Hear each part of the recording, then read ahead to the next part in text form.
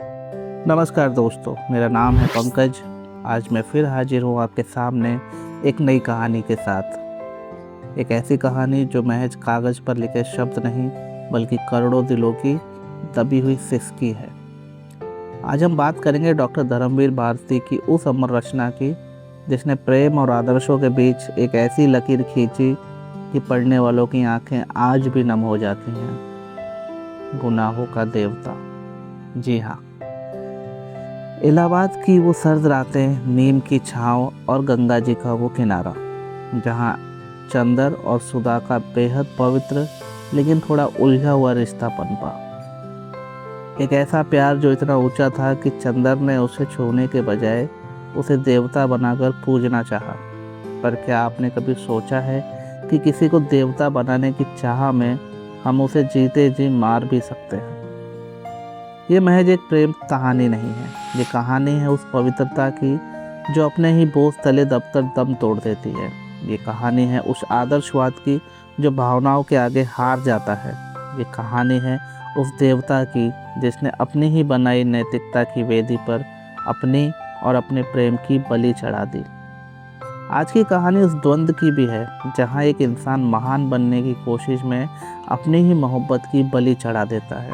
तो चलिए मेरे साथ डूब जाइए 1960 के उस दशक में, उस इलाहाबाद में जहाँ प्यार आज भी अधूरा खड़ा है, चंदर के लौटने का इंतजार कर रहा है।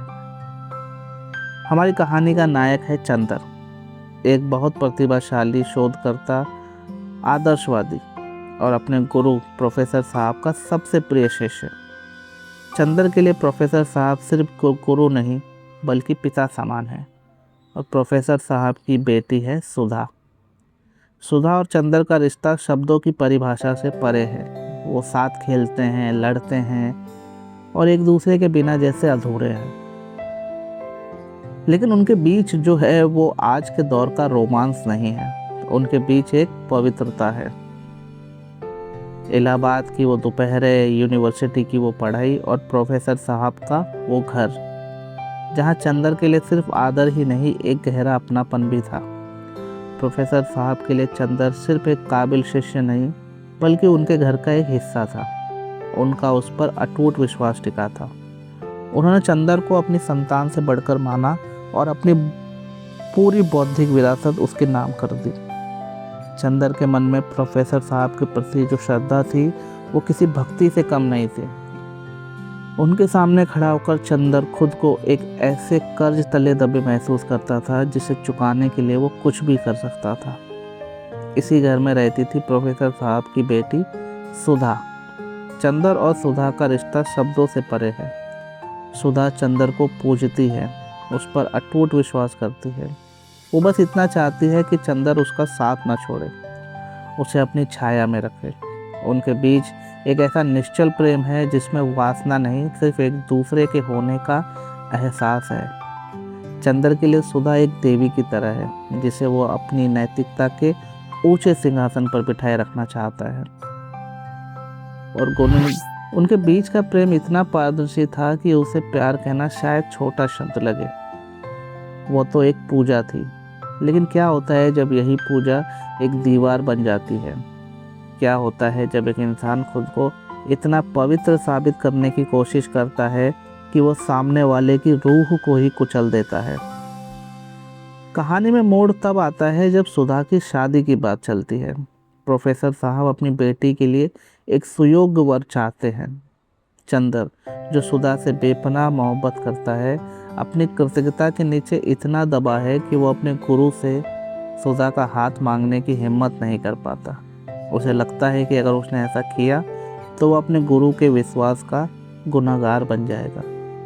चंदर चाहता तो एक बार साहस जुटाकर अपने मन की बात कह सकता था, किंतु उसके भीतर का वो शिष्य इतना प्रभावशाली था कि उसने एक प्रेमी के अधिकार का गला घोंट दिया। उसने अपनी नैतिकता को ही अपनी बेड़िया बना लिया और इसी अति आदर्शवाद के कारण वो सुधा का हाथ मांगने से संकोच करता रहा, मानो प्रेम करना कोई अपराध हो।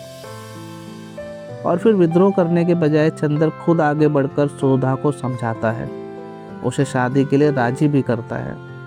यहाँ भारती जी ने चंदर के मानसिक द्वंद्व को बड़ी बारीकी से दिखाया है। सुधा रोती है, तड़पती है। वो चंदर से कहती है, चंदर मुझे किसी और के हवाले मत करो। लेकिन चंदर अपने देवत्व को बचाने के लिए सुधा को विदा कर देता है।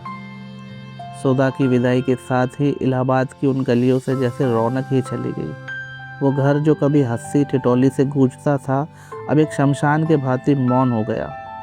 चंदर ने जिस आदर्श की रक्षा के लिए सुधा को विदा किया था, वही आदर्श अब उसे डसने लगा था।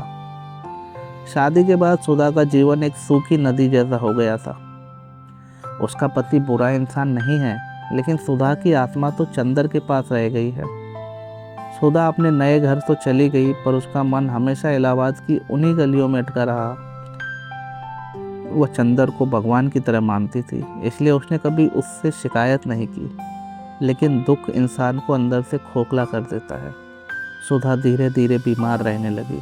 उसकी बीमारी शारीरिक नहीं थी, बल्कि मन की थी। चंदर के बिना उसका जीवन एक बुझते हुए दिए जैसा हो गया था। वो किसी से कुछ नहीं कहती थी, बस चुपचाप आंसू पीती रहती थी। और इधर चंदर, जिसे अपनी ईमानदारी पर बड़ा गर्व था, अब खुद से ही नफरत करने लगा। उसे समझ आ गया था कि उसने देवता बनने के चक्कर में एक हंसती खेलती लड़की की जिंदगी तबाह कर दी। वो खुद को सजा देने लगा। वो चंदर जो कभी बुराइयों से दूर रहता था, अब गलत रास्तों पर भटकने लगा। वो शराब पीने लगा, अपना समय खराब करने लगा और पम्मी जैसी मॉडर्न लड़कियों के साथ जुड़कर अपने कुंठा निकालने की कोशिश करता है। वो पवित्रता का ढोंग तो करता है, लेकिन भीतर से सड़ रहा होता है। वो जितना खुद को गिराता, उसे उतना ही एहसास होता कि उसने कितनी बड़ी गलती की है। वो देवता तो कभी था ही नहीं, वो तो बस एक डरपोक इंसान था जो समाज और अपने आदर्शों के डर से अपनी मोहब्बत का हाथ नहीं थाम सका।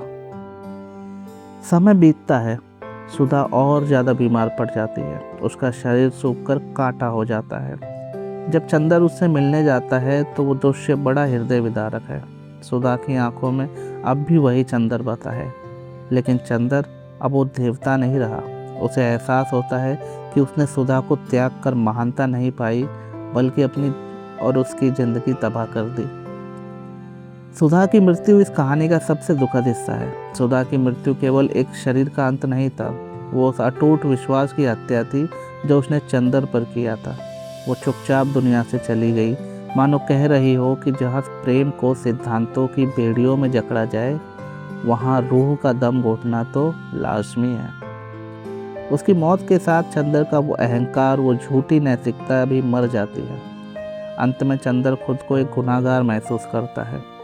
वो समझता है कि भावनाओं का गला घोटकर कोई देवता नहीं बनता, बल्कि एक ऐसा रिक्त स्थान बन जाता है जिसे दुनिया की कोई उपलब्धि नहीं भर सकती। तो दोस्तों, चंदर की ये कहानी हमें एक बहुत बड़ा सबक देती है।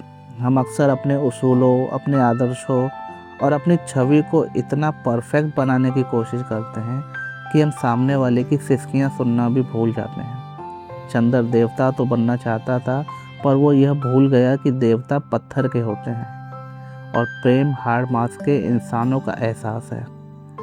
अगर चंदर अपनी उस छोटी नैतिकता और उसूलों को कुछ समय के लिए ताक पर रख देता, अगर वो एक बार हिम्मत करके प्रोफेसर साहब के सामने अपने दिल की बात कह देता, तो शायद आज सुधा जिंदा होती। कभी कभी प्रेम में बहुत ज़्यादा परफेक्ट होने की कोशिश अक्सर सब कुछ बर्बाद कर देती है। चंदर ने सुधा को खोया, खुद को खोया और अंत में सिर्फ यादों का एक बोझ लेकर रह गया। ये कहानी हमें सिखाती है कि मनुष्य होना देवता होने से कहीं ज़्यादा ज़रूरी है। अपनी भावनाओं को स्वीकार करना, सच बोलना और अपने प्रेम के लिए खड़ा होना ही वास्तविक साहस है। अगर आपने अब तक ये उपन्यास नहीं पढ़ा है, तो मेरा आपसे निवेदन है कि समय निकाल कर इसे एक बार अवश्य पढ़ें। और यदि आपने इसे पहले से पढ़ रखा है तो हमें कमेंट में ज़रूर बताएं कि चंदर का वो कौन सा फैसला था जो आपको सबसे ज़्यादा गलत लगा। क्या वो वाकई में गुनाहों का देवता था या सिर्फ एक बुज़दिल आशिक? अपनी राय हमसे साझा ज़रूर कीजिएगा। फिर मिलेंगे अगली किसी कहानी में एक नए एहसास के साथ। सुनने के लिए धन्यवाद। अलविदा।